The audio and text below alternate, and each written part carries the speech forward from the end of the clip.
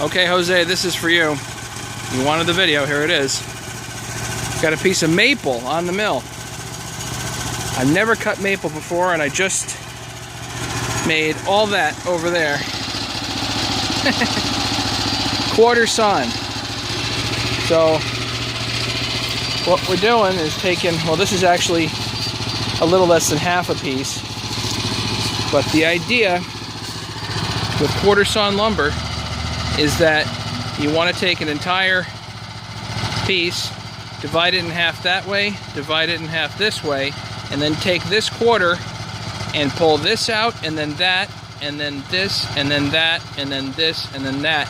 And that way you get straight grain, nice stacked grain. Best as possible. And quarter sawn is actually really tricky. I'm learning here. And you really, you lose quite a bit, as you can see over there in my now firewood pile.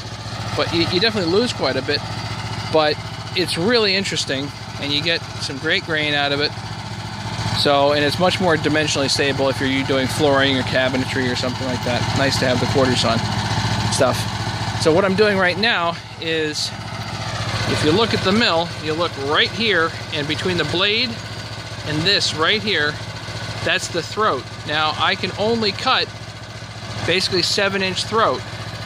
So it kind of limits me. I can't just take a slice anywhere on here that I want. I have to slice it, right about here, which is fine for this particular piece of wood.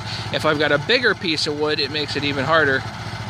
So you have to cheat a little bit. So you basically take as much of a throat cut as you can and go there, and then you take the next piece, which is more or less quarter sawn, and the next piece quarter sawn, and maybe 2 or 3 pieces, which are pretty darn close to quarter sawn, so you get nice stacked grain out of those. And then you take the remaining piece, and again you do your flippy thing here. So take that one, that one, that one. You have to turn it and keep cutting it. So a lot of work,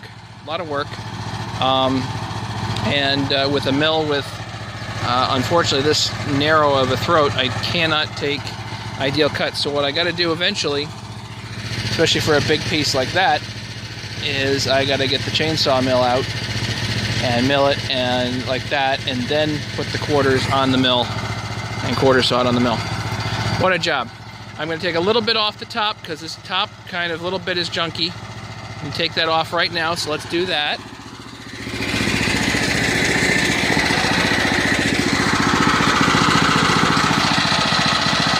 So turn on my irrigation here, and I'm not taking much of a cut.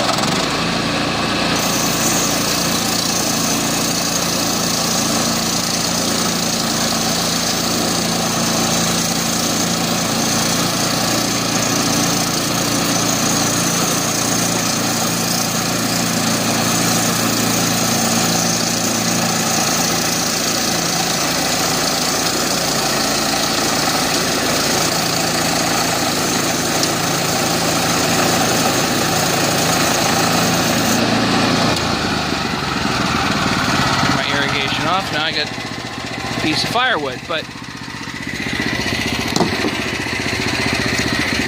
so what you have to imagine.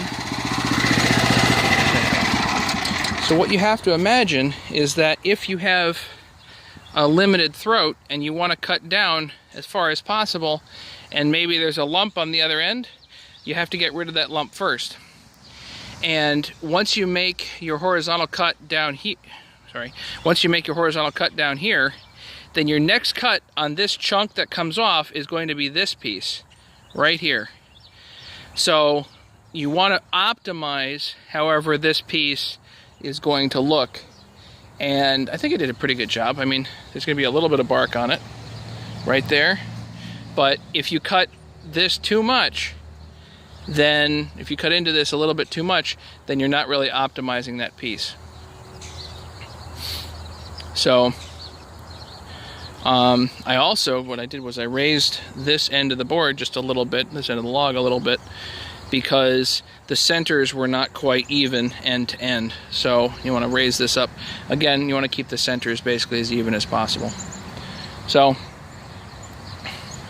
I'm kind of learning on my own here. I've done some reading on it, but a lot of this is just things I've kind of figured out just playing with it a little bit.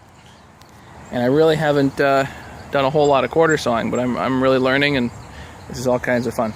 So if anybody has any comments, you're more than welcome. Jose, hope you enjoy the video.